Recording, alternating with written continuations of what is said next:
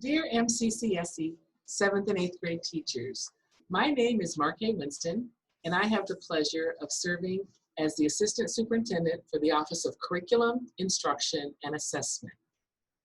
In recognition of Teacher Appreciation Week, I'd like to start off by saying thank you for all that you do each and every day on behalf of our students. Please know that your hard work, your dedication, and your commitment does not go unnoticed. I'd also like to take a moment to say thank you for how hard you have worked these past 8 weeks as we very quickly, as a system, had to pivot in support of our students during this pandemic. Your response to our corporation-wide contingency learning plan has been nothing short of amazing, and you are to be commended for how you have creatively, and I do mean creatively and flexibly, supported our students. I don't know about you, but I've heard time and time again from teachers who have said they have never worked so hard in their entire lives, particularly given the fact that they're working from home. This has been hard work. This has been Herculean work, and you need to know that our community is very appreciative of your efforts. The purpose of today's webinar is to make sure that each of you are fully informed of the year-long curriculum project that has been underway throughout the 2019-2020 school year. As you may know, we have been working on revising our corporation's essential learnings, as well as updating our common formative assessments and our common summative assessments since last fall. It has been an entire school year, and it's been grueling at times, hasn't it? Many teachers across multiple grade levels, across all of our middle schools, have contributed in one way or another, and we're truly, truly indebted to them. We believe that we have a better product directly as a result of the feedback, as well as the pushback at times too, that we receive from our teachers. Your expertise, your knowledge, your professionalism has really helped us to produce what we think are going to be high quality CFAs and CSAs. This session is dedicated to providing you with an overview of the 7th and 8th grade CFAs and CSAs. There really are just a few key objectives for today's session and webinar that should really assist in making sure that we are all on the same page. As a result of this session, you should, 1, have a thorough understanding of this year-long project, as well as knowing what best practices we were using to guide our work. 2, you should also have an awareness of the depth of knowledge and the proficiency skills, as well as the changes that we are making to the CFAs, to our CSAs, excuse me. 3, you should have a really good understanding of how to go about grading our CSAs. 4, you need to know how to access your grade-specific CSAs through Canvas. And 5, you also will learn how to conduct and grade Canvas assessments. Pretty lofty goals. We want to do all of those 5 things in 1 hour or less. Earlier, I did mention that this has been a year-long process. Many of you from all 3 schools know that to be true. This next slide highlights the timeline that we followed during the past school year. As we embarked upon this journey, and it has been a journey, an ongoing journey, there were 2 key themes that really guided our work. The first key theme is transparency. The second theme is teacher engagement. Let me talk a little bit about transparency first. It has been exceedingly important to us that our office was transparent throughout every phase of this work. We tried to let you know what to expect. We tried to be transparent by communicating expectations and desired outcomes. And we've tried to be really transparent in making sure that you understood how we would resolve some of our differences. I think we got better at that along the way.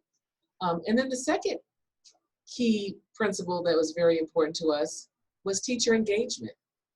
We knew that we needed frontline teachers who have the expertise and the experience and the knowledge to help guide this work. We had some ideas when we embarked on this, but we really didn't know what this was going to look like. So it was very important to us that we had 7th and 8th grade teachers at the table every step along the way. And I think we got it right. And what I mean by that is we started engaging you very early on. If you'll recall, back in September, we asked you to spend time in 1, possibly 2 PLC meetings to look at the ELs, the essential learnings. You made recommendations as a team. They came back to our central office about which ELs to keep, which ones to get rid of, and which ones did we just want to modify and make better. We heard you, we listened, we responded. Then in October, we transitioned to looking at the proficiency scales. And when we started looking at proficiency scales for grades 7 and 8, we pulled representative teachers from each of our 3 buildings so that you all could collaborate, communicate with one another, and we could make this a better product. In November, at our November PD Day, we rolled out the preliminary view of some of those CSAs, as well as the scales. We got additional feedback, and the important thing to know is that it has truly been a journey. It's been a process. We haven't always agreed with one another, and yet I think it's the discourse is what made this much better for us. I appreciate those of you who were willing to voice your concerns, your criticisms, as well as those of you who were willing to voice what you liked about the process. And so in December and January is when we started putting them out. We had our first version of the tech-enhanced 7th and 8th grade CSAs in January, and we got some really great feedback from folks. And in February, we were beginning to put some of the finishing touches on the CSAs for 7th and 8th grade. And then March hit, and we all know what happened in March. So I really wanted to take just a quick minute to kind of talk through our effort to be transparent and to engage teachers. We are very proud of the fact that we were able to document over 400 hours of teacher engagement and teacher dedication. And that doesn't even include all the hours that you spent outside of us with your PLCs, after work hours, at home, really trying to make sure that this was a product that you could be proud of. And so I want to say personally, thank you from the bottom of my heart for how much time you put in place for this.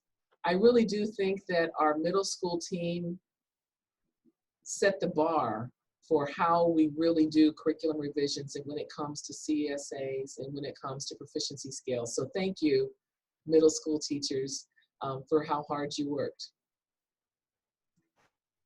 We also knew as we embarked upon this project, we also knew that it would be very important for us to have some clear-cut guidelines for how we would collect and respond to teacher and principal feedback. We knew we were going to get lots of feedback, and we wanted to be fair and equitable in our approach and being very responsive to every piece of feedback that we received. This slide here highlights a couple of those key areas, and I'm just going to take a moment to talk about that. The first thing that I think is really important is the expectation from my office is that day 1 of the 2020-2021 school year, all of our K through 8 CFAs, CSAs, proficiency scales, pacing guides, all of that information is in your hands. That you're not asking about it, you're not looking for it.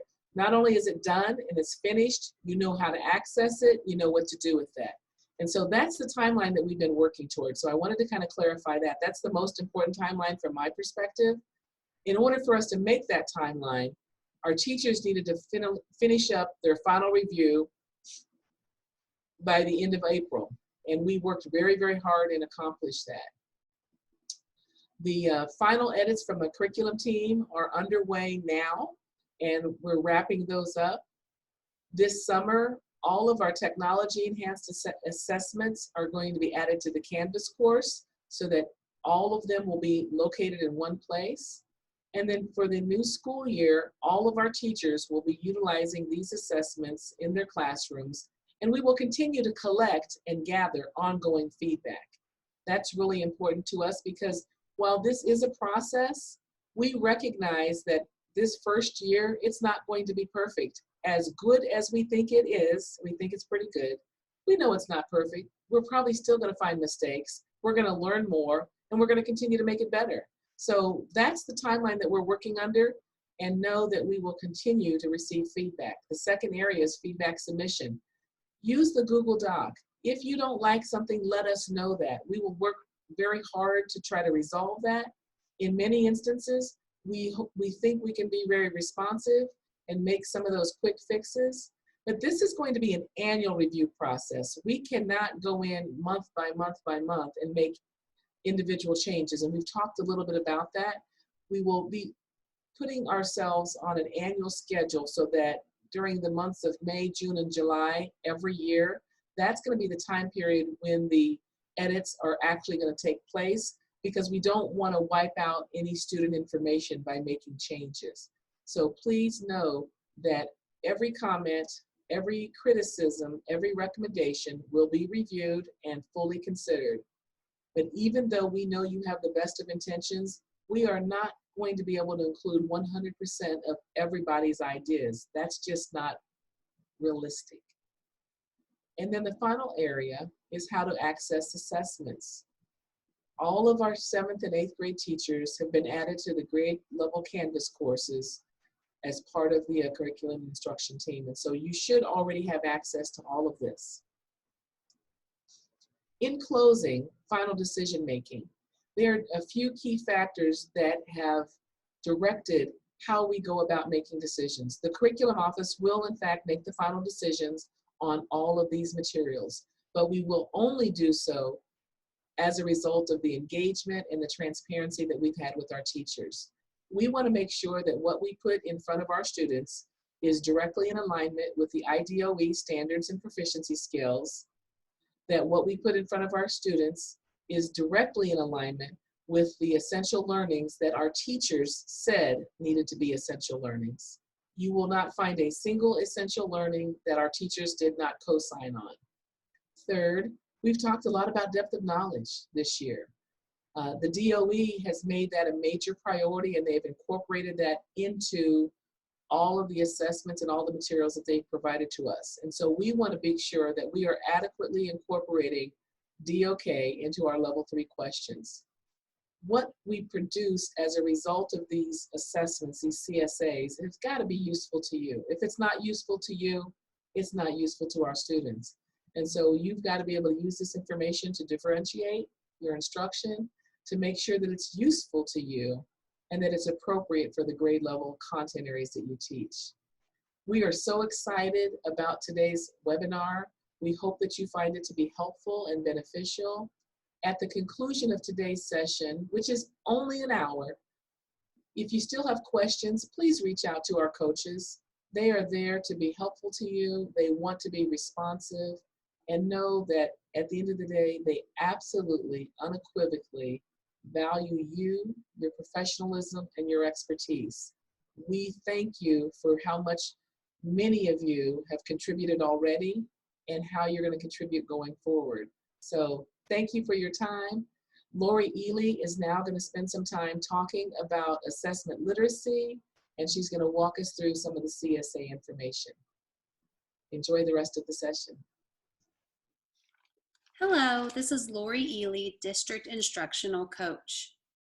Assessment literacy includes 3 big ideas: what someone knows about assessment, what someone believes about assessment, and what someone does with assessment. AL is a student-centered teaching philosophy. It is built upon the growth mindset and incorporates best teaching practices into every aspect of teaching and learning. The AL philosophy facilitates cooperation between students, teachers, administrators, and parent guardians to support students in meeting the grade level learning targets. The benefits of using the AL philosophy are as follows. It helps teachers develop a classroom culture based on learning, not point accumulation or playing the game of school.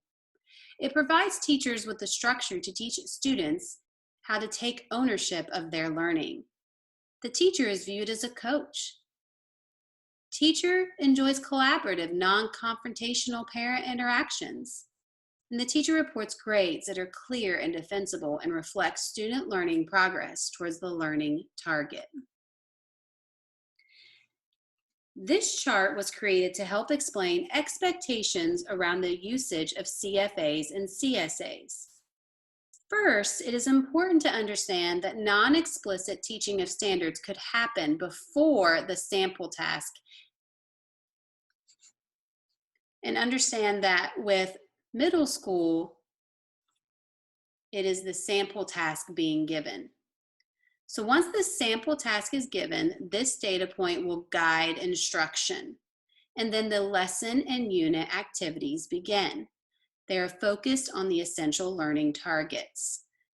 During this time, multiple opportunities for students to show and tell what they know is happening, as well as ongoing formal assessment that will be the body of a student's work. So all of those ongoing and formal assessments will help guide that final score. And understand that during this time, mistakes are expected and seen as opportunities to learn. Once the teacher feels that 80% of the class is ready to move on to the CSA, they can begin. In grades K to 2, they'll be using a paper copy, and in grades 3 to 8, they will be using the Canvas Tech Enhanced CSAs. And if you have evidence of meeting learning target, great. And if you don't, you can always go back to the lesson and unit activities. This score, the CSA score, in addition to that student's body of work, will be the score on the report card.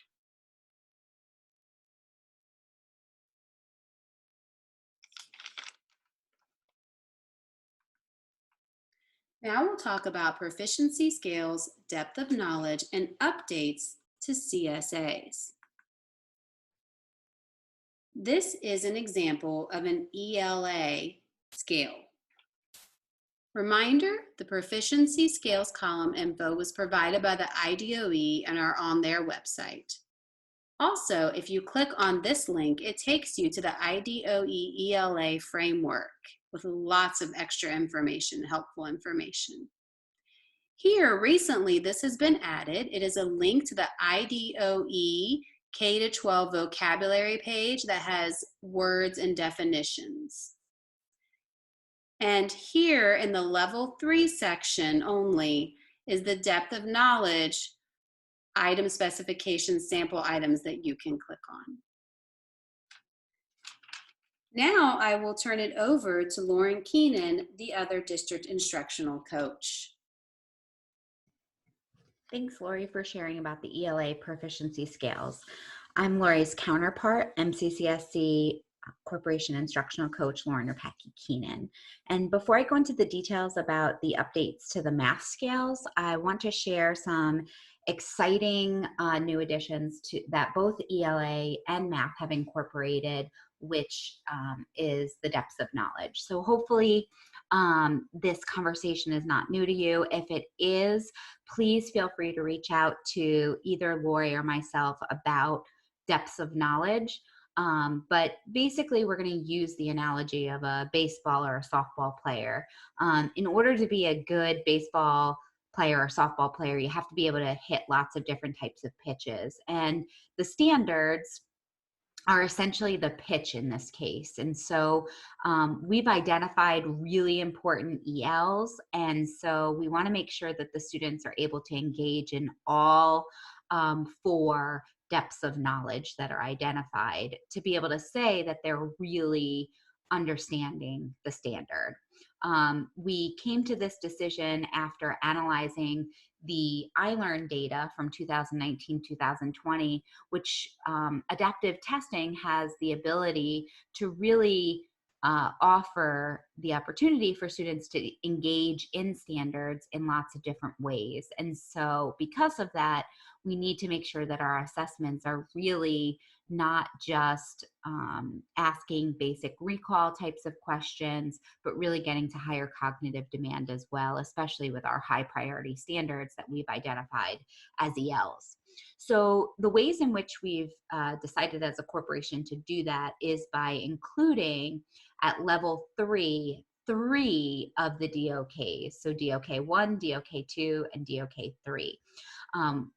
The decision not to incorporate a DOK 4 was intentional, mainly because we noticed that DOK 4 was not often included in the iLearn assessment for our ELs. But even with that said, if we go back to our analogy, a softball player and a baseball player, to be considered good hitters, pretty much if they can hit 3 of 4 different types of pitches, they're considered a really good hitter. And so similarly, that would be the case with DOK. So as you'll see on this example from a lower grade level, the DOK 1 is basic recall, memorization type skills. DOK 2 really is in mathematics, it's a procedure without a connection, or it's just getting explicit information from a text. And then DOK 3 is more implicit, and it's being able to explain or provide evidence to show your understanding. And so we want students to be able to engage in all 3 DOKs at level 3 in order to receive a 3 in terms of their proficiency. We'll talk more about grading of the CSAs in future slides, but wanted to make sure that everybody knew that these were now incorporated in level 3 on all CSAs in both ELA and math. I'm going to spend a little bit of time now just sharing some updates to the math scales. These, some of them are similar to ELA as well, but wanted to highlight them so we know how to utilize the math scales going forward. So we talked about at level 3, the depth of knowledge is going to be included in that level 3, which is should match what the standard says in the standards box. It's important to note that sample tasks, which can be used as a formative assessment to understand where students are at prior to starting the skill, that those have not been offered at all 3 DOKs. And really that's just a space constraint, that there isn't enough room in this little box to be able to put questions at all 3 levels. So if you want more information about what the standard looks like at all 3 levels, we encourage you to look at the CSA. As a reminder, the proficiency scales were provided by the IDOE on their website. In ELA, they've stuck to the scales that were provided by the IDOE. In mathematics, we have a hybrid year for 2021 school year, where levels 2 and 1 have been altered to align more with Marzano and help with the transition as we transition to being fully aligned with the IDOE proficiency scale. So typically the level 2 was taking part of that level 3 standard and modifying it down with some of the building block skills, and the level 1 was the level 2 skill with help. So that's the one difference of the proficiency scales between ELA and math. In the notes section of the math scales are going to be information about the process standards. If there were any misconceptions about content, they're going to be put in that box, as well as ways to differentiate. If there's ways to differentiate the sample tasks, they'll be put in that box, and it will be updated throughout the school year and as we edit documents. Additionally, if there are any updates to any of the slides, meaning we've made changes throughout the year, we will put that information in the notes section as well. If you notice, there's a yellow highlight in this standards box. This isn't true for all standards boxes, but it was true for this particular one because in April, late April of 2020, the Indiana Department of Education released new 2020 math standards. And because of that, we went through all of our ELs and we looked to see where the state made changes. Now, we were assured that these would not be huge content changes and that stayed true to form, but we still wanted to note in our ELs if we had any changes, even if it was just to wording of the standard in our documents. So you'll see that we highlighted any changes in yellow, and then at the very end of the standard, we put in that box how it, in these brackets, how the standard was actually updated. So take note if you see any yellow in the standards box that was something that was new or changed from the previous iteration of standards. In the upper left-hand corner of the scale will be a box if you've combined standards. This is more common in 7th grade than it is in 8th grade, but we really wanted to delineate how the standards work together. And so we put that information there. The target standard would be the one that has the target on the box. If you notice in this case, this is an example of a 3rd grade scale. This is the target, but the previous skills were not targets. If teachers wanted to work with these particular standards and provide more, there should be scales available for these standards more specifically to help support students and then eventually building this block to get to the level 3 on NS1. So just as an FYI. As a reminder, the actual framework, the IDOE math framework, is linked to the standard number at the very top of the page. And so you can click on that. We did get some information from that math framework, like, for example, the vocabulary, as well as the I can statements came from that document. So you can click there to find out more resources from the Department of Education in terms of that particular standard. Vocabulary. So we've included the vocabulary from the IDOE math framework, but we've also hyperlinked, if you look right here where it says vocabulary, we've hyperlinked K through 8, a vocabulary document that links and includes the vocabulary from your curriculum as well. So in grades 6 through 8, we know we use CMP3 for math. We've incorporated the CMP3 language in that document. So if you want to align vocabulary and have it all in one great place, it's located right here on the standard scale. As a way to make sure that teachers and anybody accessing these documents really understands the ways in which we're looking for students to answer questions, we've provided answers off the scale for the sample task. Now notice that the notes and the off-scale answer key will not print, so you want to take a look at those electronically. And lastly, the scales, the process standards scales have been linked in here. This is a new addition to our math CSAs, is the inclusion of the process standards as well. And so we'll talk more about that in a minute.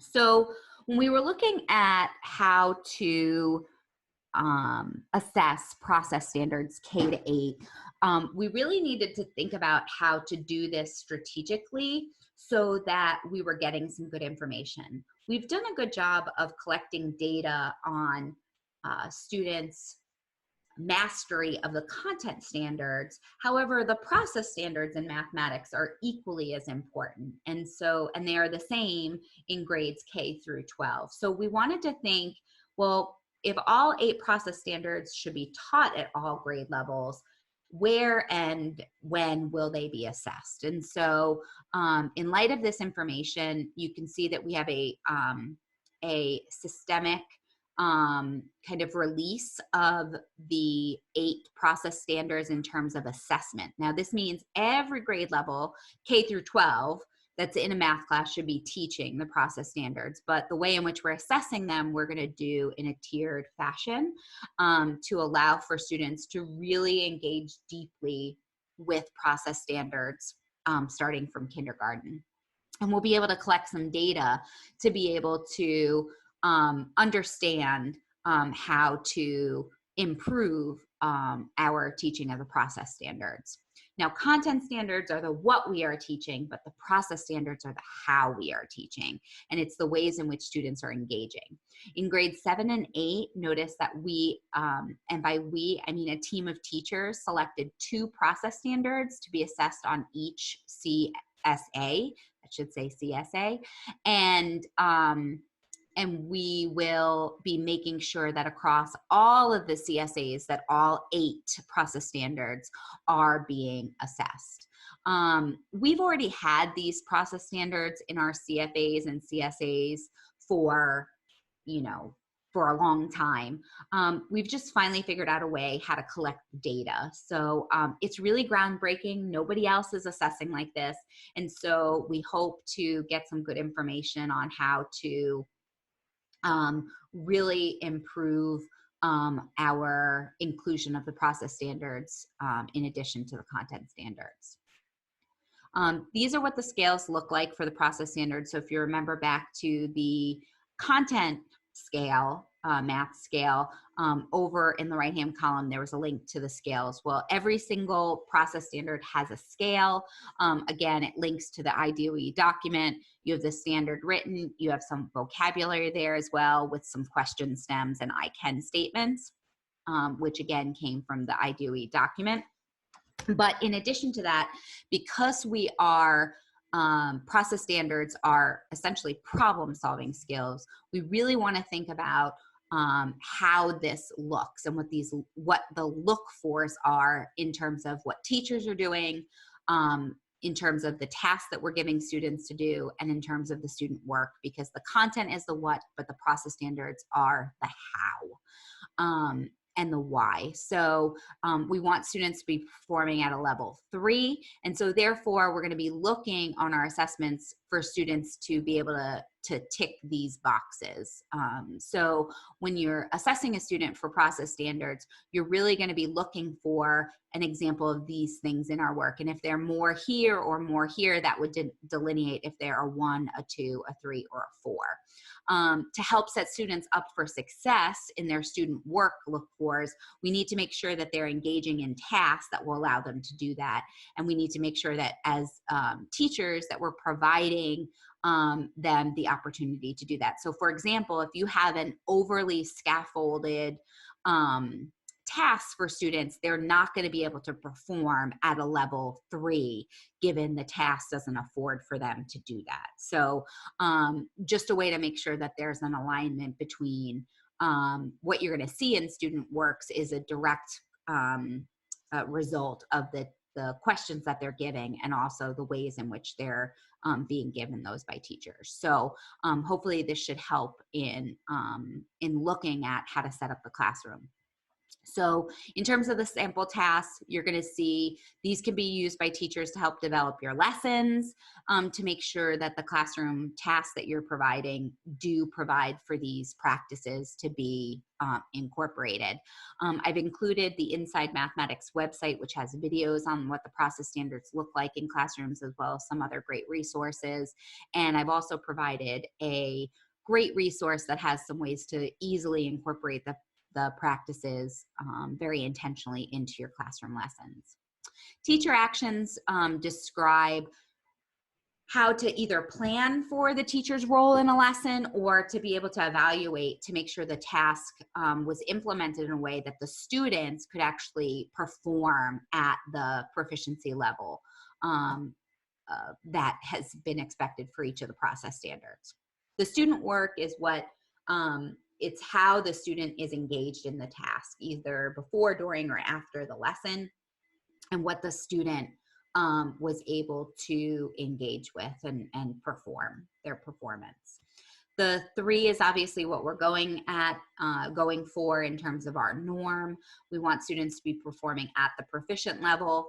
At row 4, the above proficiency, it does include all of the indicators of the level 3 and then these 2 additional indicators for the level 4. At the bottom of every CSA, it should include what 2 process standards are being assessed. and it's going to match the scale. We will also link to each of these where it says process standard 2. We will link the actual scale so that it's easy to refer back to and see that students have kind of checked those boxes to distinguish if they're a 1, 2, 3, or 4. In order to support teachers in recording offline ways students are performing and continue to perform on assessments, we've created a resource document K through 8, which is just a recording sheets for individual students or small groups of students as you're observing to support in kind of looking at students' growth over time. So we've created a middle school recording sheet where you could put the student's name, you could put the standard, you can identify what kind of task it was, and see where students are performing based on your observations of students. So this is just a resource to help with that. We've linked it in your Canvas course, the new Canvas course, right below where it says your assessments, right above where the actual common summative assessments are. I'm going to share with you really quickly how we want to help support the grading of sample tasks and CSAs on the 4-point scale. One of the things we noticed was that there was a lot of subjectivity in grading, and we wanted to align it more between schools, between teachers, and therefore we needed to really think about how to make the points very clear. There was great feedback from teachers that really wanted to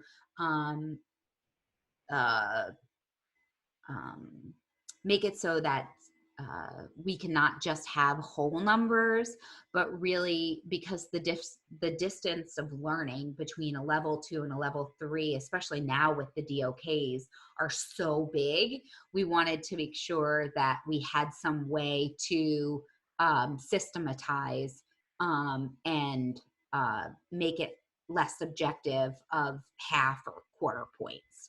And so grading on Canvas will match this, and Katie's going to explain that in a minute. But to help in helping delineate how to award points, the teachers in both ELA and math have created a flow chart to help with the grading of CSAs. And this is something you would have out pretty much 1 or 2 times while you're beginning the grading process of grading any CSA. But we imagine this process would become pretty standard, and you wouldn't have to look at the flow chart. But we've heard from feedback from teachers that have piloted this year that this process was really helpful in just really being able to confidently say the student is a 2 or 2.5 or a 3.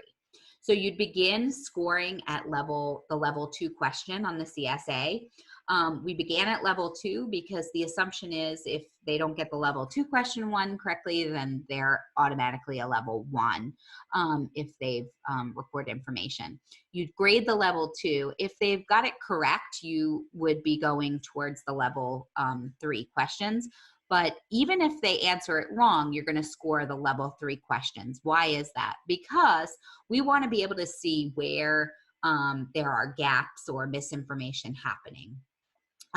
Typically, the level 2 question is a substandard question to the level 3 question. So we want to make sure that students aren't just missing that question because they misread it, or if there's in general, a foundation issue in their understanding. So based on that, we want to look at these DOK questions as buckets. So if there's even 2 DOK 1 questions, they're either going to get them all right or all wrong. Even if they get 1 wrong and 1 right, they would still be considered in the wrong. So to get a star, you have to get them all right. So you'd consider the DOK questions 1 bucket, the DOK 2 questions 1 bucket, and the DOK 3 questions 1 bucket. Notice there are 2 stars with the DOK 3, and that's because in ELA, they typically have to provide 2 pieces of evidence with the DOK 3, or in mathematics, that's when they're asked to explain. And again, they're going to have to get all of these questions right to get the 2 stars. So if they got the level 2 question wrong, but they got all 4 of these DOK questions correct, they're going to get a 2.5. We know that there's basically some information that we're going to have to help fill the gaps to make sure that students are not missing some important foundational information. If they got the level 2 wrong and they got 3 of these stars, any 3, they would have a 2.25. 2 stars is going to be a 1.5. 1 star is going to be 1.25. And then 0 stars is either going to be whether they can receive any star with help is going to receive a 1, and no evidence is now going to be a 0. In terms of if they got the level 2 question correct, you would still go on to score the level 3. And again, now we would look to see if there were any no's. So if they got 3 stars, that would be a 2.75, 2 stars, 2.5, 1 star, 2.25. Essentially, each of these buckets, each of these stars is worth 0.25 is how that works out mathematically. If they got the level 2 correct and the level 3 correct, we would then go on to the level 4 question. And there we've incorporated a little bit of the Marzano scale here. Essentially, if they get all the question 4 question correct, they would get a 4. And if they got partial correctness, so if they answered part of it correctly, they would get a 3.5. If they got none of it correct, they would get that 3, which would be the expectation. So this flowchart is meant to help you kind of see and be more objective in your grading, and it allows for you then to give quarter down to the quarter points. If you notice that these are going to be more of your tier 2 and tier 3 students, whereas students that get the level 2 correct and the level 3 partially are all correct are going to be your level 1 and your level 2 students. So it aligns with your RTI as well. I'm going to turn it over to Katie now, who's going to talk about how the flow chart is embedded in your Canvas grading as well. Hi everybody, this is Katie Sparks. I'm here to talk to you a little bit about how you're going to be accessing your materials on Canvas. I know that many of you used the Tech Enhanced CFAs and CSAs throughout the third quarter of this past school year. We've changed up the organization just a little bit based on the feedback that you gave us, and so I want to walk you through what that's going to look like. We've created curriculum resources pages for both middle school ELA and middle school math. Right now you're looking at the landing page for the middle school ELA curriculum resources. Math looks very similar. You'll notice in this top box, this is a place for feedback. Right now it's the quality review checklist for spring 2020, but that will be updated throughout the year. So that you always have a place to provide us with live feedback, comments, questions, concerns about the CFAs and CSAs or anything related to the scales or pacing guides. Below that, you'll see a link to the proficiency scales, and then you'll see the link it will be linked there for your pacing guides, followed by your printable CSAs with answer keys, and then your Tech Enhanced CSAs on Canvas. We'll also link here anything that's related to the adopted curriculum. When you click on the proficiency scales link, it'll take you to a page that looks like this. You'll see the 7th grade and 8th grade scales, and when you click on those, it will take you to the Google Docs that Lauren and Lori showed earlier. When you click on the page for the printable CFAs and CSAs, you'll see something that looks like this. Right now I'm looking at the part of the 8th grade math table. You'll see all of the CSAs linked here with a short description of what that standard is. And when you click on those, it's taking you into the Google Doc. Those Google Docs could be printed to use with your students if needed, or that's also where you can access the answer keys. So from here, you're just clicking and it's taking you into a Google Drive. There's no need to import anything into your course or anything like that. It's just a link to a Google Doc. When you click on the Tech Enhanced CSAs, it'll take you into modules. Right now you're looking at a 3rd grade example because we haven't built out all of the 7th and 8th grade Tech Enhanced assessments yet based on the most recent edits. But once those are done this summer, all of your assessments will be in modules by the pacing guide. So you'll notice a 1st grading period module, 2nd grading period, etc. And they'll have everything that you need for that module based on the pacing guide. Now, one major change that we've made is while you can still get your printable CSAs and scales just by clicking on the Google Doc from this curriculum course, for Tech Enhanced assessments, you're going to be importing those from your curriculum course into your course where you're giving the assessment. So your 7th grade math course or your 8th grade ELA course, whatever course it is that you're using. Some of the feedback that we got from you this year was that there was a lot of stuff that was dropped into your courses and it was a lot to navigate. And, you didn't need all that in there at the time. And so what we've done is we've put them all in this course, and I'm going to show you how to import them into your courses through a few simple steps. We recommend that you only import what you need. The benefit of this is that, one, you won't be seeing a lot of extra things to scroll through, but two, if there are any changes that we need to make, if we find, a mistake in a second semester assessment, we can make that assessment in the curriculum course, and then when you go to import it in the second semester, it will be the most recent version. If you import everything at the beginning of the year and we go to make a change to something, it will not make that change in your course. So once the assessment has been imported out of the curriculum course and into your course, we cannot make any edits or updates to them. So you are going to click on the course that you want to import into. So whatever course you're ready to give an assessment in, click on that course. You're going to go to Settings, and you're going to go to Import Course Content. From there, you're going to choose in the drop-down menu, Copy a Canvas course, and then you're going to start typing in the name of that course. So you're going to be typing in the name of the curriculum course that I was just showing you because you're going to be importing an assessment from that course into your course. So it would either be middle school math or middle school ELA curriculum resources. When you see the name of the course pop up, you're going to click on it. From there, you're going to be selecting specific content. You do not want to import the entire course. You just want to select specific content and then hit import. You'll see a screen pops up that says it's waiting for you to select some content. So go ahead and hit select content. And then from here, you have some choices. You could import the entire module for the first grading period, which would give you everything that you need for the first grading period according to the pacing guide. You would do that by clicking on modules here and then finding the module for the whatever grading period you're on. Or you could go ahead and click here on assignments and just choose the assignments you're ready for. Again, the only thing we caution you not to do is don't select everything for the whole year. Just pull in what you need. So I've chosen to go with assignments for this example, and I've selected the assignments that I want to bring in, and then I'm going to hit select content at the bottom. When you do that, it'll say queued for just a minute, and then it will start running. That means it's bringing the assessments into your course. When it's done, it will say completed, and that means that those assignments are now located in your quizzes tab on your course, or if you imported a whole module, they're imported into the modules now, so you can find them there. When you're ready for your students to use them, you just need to hit publish. I'm going to shift gears a little bit now and talk about grading on Canvas. We've created a rubric on Canvas that matches the flowchart that Lauren showed you earlier. And teachers can click on that rubric as they're grading and it'll calculate a score on the 4-point scale. We've also been adding learning outcomes, which will give us some learning mastery data, which is a nice color-coded way to show your students data and help you differentiate your instruction in your classroom. So you're going to click on the course that you gave the assessment. You'll go to Grades, and then you'll see a list of all your students and assignments. You're going to go along the top until you find the assessment that you're ready to grade.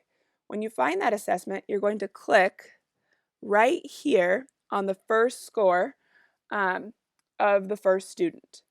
When you do that, a little box will pop up with an arrow. Click on that box with an arrow and you'll get this pop-up window. This will take you to SpeedGrader. Once you're in SpeedGrader, any questions that Canvas can grade automatically, that would be multiple choice, multiple answer, matching, fill in the blank, those types of questions will have automatically been graded for you. You're looking to grade any type of extended response answer. So you're going to scroll through and grade those by clicking on the green check mark if it's correct and the red X if it's incorrect. While you're grading, you will see a rubric pop up next to the assessment. So the assessment that you're grading is here on the left, the rubric is here on the right. Right now you're looking at the elementary rubric, but I'm going to show you the middle school rubric in just a second. But the screen setup will be the same. So you'll either click on, did they get the level 2 questions right, yes or no? And then you'll just click on, did they get them right, yes or no, as you go. This is what the middle school rubric looks like. These are the level 2 questions here, yes or no. Then it goes into level 3 DOK1 questions. Did they get those right, yes or no? The level 3 DOK2, yes or no? The level 3 DOK3 could be a yes, a no, or a partial credit. And then if everything's correct so far, then you'll grade the level 4, and they either get it right or wrong or partial credit. Now, there's one more line here that I need to mention, and that is if the student got the level 2 wrong, but they got most of level 3 right, they either have 3 or 4 stars according to that flowchart in level 3, then you're going to type in a 0.5 here. So I'm going to say that part again. If they got the level 2 question wrong, but they got most of the level 3 right, you're going to type in a 0.5 here. If you just click on the yes here, it won't work out mathematically. It would have made the rubric out of 4.5, and that wouldn't work. So it has to stay out of 0, but you can type in a 0.5 here, and that will get the score to match the grading flowchart that was shown earlier. The last thing I want to show you is this bottom row of the rubric. These are the learning outcomes. So you'll see the standard listed here. There's a standard for all of your essential learnings. And whatever score the rubric gives you at the bottom, you're going to click on that score here. So if it says that the student is a 3 out of 4, you're going to click on that 3.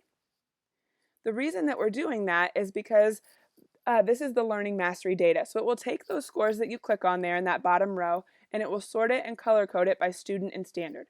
So obviously this is just an example class with some of our district instructional coaches and digital learning coaches. But you can see their scores color coded here according to this color coding scale.